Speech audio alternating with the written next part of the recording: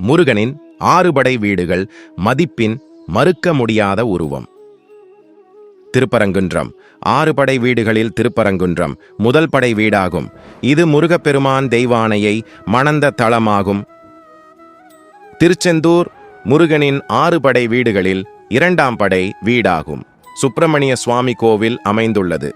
இவ்விடத்தில் முருகன் சூரபத்மனை அழித்ததாக இந்த கந்த புராணம் கூறுகிறது. பழனி முருகனின் ஆறுபடை வீடுகளில் மூன்றாம் படை வீடாகும்.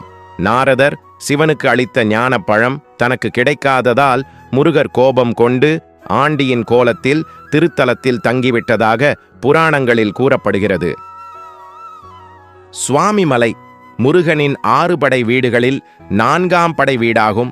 முருகப்பெருமானின் தந்தைக்கு உபதேசம் செய்த தலமாகும் அல்லது சிவனுக்கு பிரணவ மந்திரத்தின் பொருளை கூறியதால் இங்கு குடிக்கொண்டுள்ள முருகனுக்கு சுவாமிநாதன் என பெயர் பெற்றது.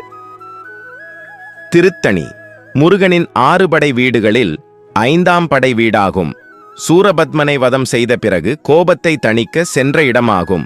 அதோடு வள்ளியை முருகன் திருமணம் செய்து கொண்ட இடமாகும். பழமுதிர்ச்சோலை முருகனின் ஆறுபடை வீடுகளில் ஆறாம் படை வீடாகும். முருகப்பெருமான் சிறுவனாய் வந்து ஆவுவையார் சோதித்த இடமாகும். அதோடு முருகப்பெருமான் வயதான வேடத்தில் வந்து வள்ளியை சோதித்த இடமாகும். அழகர் மலை மீது பசுமையான சுழலில் இருப்பதால் முருக பக்தர்கள் மனம் கவர்ந்த இடமாகும்.